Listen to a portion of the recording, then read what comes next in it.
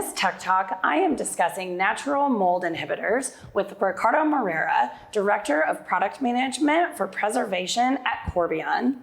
Hi, Ricardo. Thank you so much for joining me. Thank you for having me.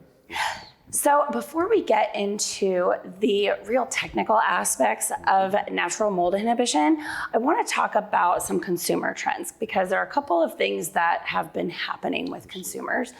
Now, for years, people have really wanted baked goods that can last. They want to buy a loaf of bread and let it sit on their shelf for a week and not sacrifice any product qualities. And that's a challenge for commercial bakers, especially with things like distribution. And then in the meantime, in the past 10 years, consumers have really educated themselves on label reading. So they are looking for clean label products. So I guess my first question would be, how are these two concepts working together in terms of R&D for commercial bakers? It's a very, very good question. So one of the aspects of replacing chemicals is the fact that exactly what you said. How do we address the need of having a natural solution that doesn't change the aspects or flavors and also the way the consumers access to the product? So one of the things that is happening is that R&D teams that are having to adapt themselves to be more flexible in terms of products, in terms of process, formulations, everything that once was determined already and formulas were set up, now has a much more or broad impact on how do you remove something from the formula, replace with something else, and adjust the nutritional levels, adjust the process parameters. You also have the fact that you have a marketing team waiting to see what it's going to look like in their labels, how it's going to look like in terms of sensory.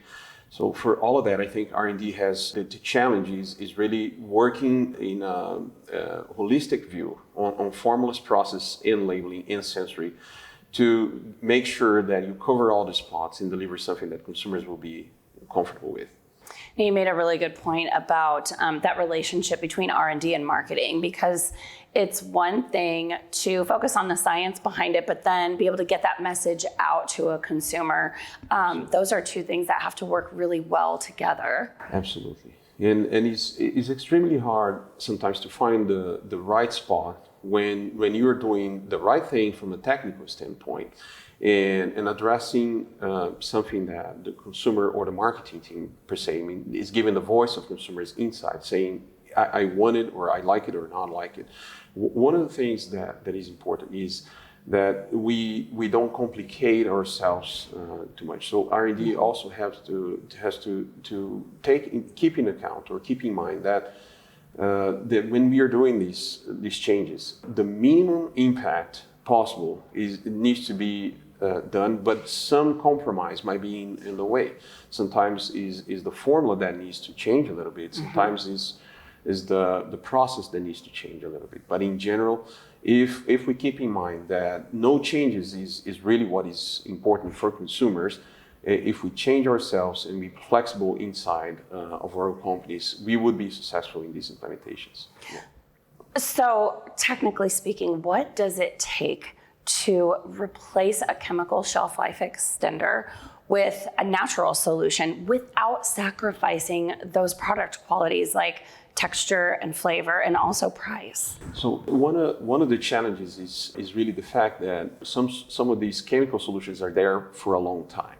So when they are there for a long time, what happens is that people that are in the process, consumers, most of the teams involved on these products, they are so familiar with these chemical products that is extremely hard to balance formulas again, to adapt processes. So one of the things that they can do is rely on lab tests or improve the scalability of these tests, doing different sets of dosage in order to find out what is the right spot to be. And then after that, setting up very consistent changes on processes in order to not change the final sensory for the consumer.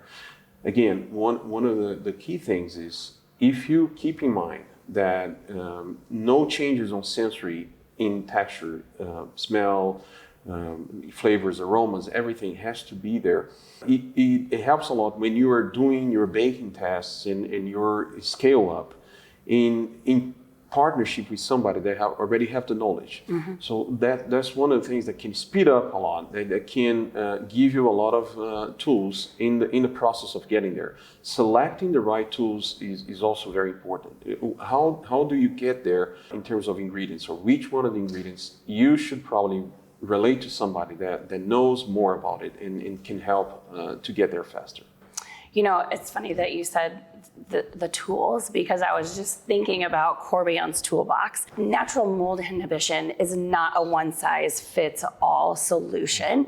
So can you talk to me a little bit about what are some of those tools in the Corbion Toolbox that can help with this? Absolutely. So we have today, Corbion have a huge background in terms of microbiology. Right, so the pillars that we used in the last few years to get to the natural mold inhibition portfolio was working, first of all, understanding the microbes around it. So what are the major mold microorganisms that are there present when we consume a bread or when we buy something or in a plant facility? So we had an entire screening on that, developing solutions that are major building blocks that are going to be used in different concentrations in order to get there. Also, the understanding of some process parameters like pH is so key. To have pH control, to have the right solution is part of that. To have pH control is another part. So Corbion has been working on building blocks like cultured sugars, like natural flavors, or sometimes vinegars, in order to get to the right blend for the right micro and the right formula in general. So if you have a white bread, if you have a wheat bread, we have been working on these solutions, combining that. We have one of them that is Red MP100, which was just award not too long ago, awards for a very, very good innovation solution. It's again is one of these building block combinations that give the ability for customers to provide a formulation that is going to work not only on molds but also give the sensory profile that is desired. Okay, so the last thing I want to ask you is just about Corbion has such a stellar reputation for how you work with your customers. And when we're talking about a solution that is not a one-size-fits-all, can you tell me a little bit about how you work with your customers to develop some of these solutions? Like, what's the best way for maybe a new customer to get in touch with you or to learn more to work with Corbion? So, as you were saying, historically we have a strong technical team that goes into plants and they understand what is the need, right? We are not changing that. We are actually improving that with some tools as well in terms of predicting when a bread is going to mold, how this is going to roll out in terms of pH in the dough.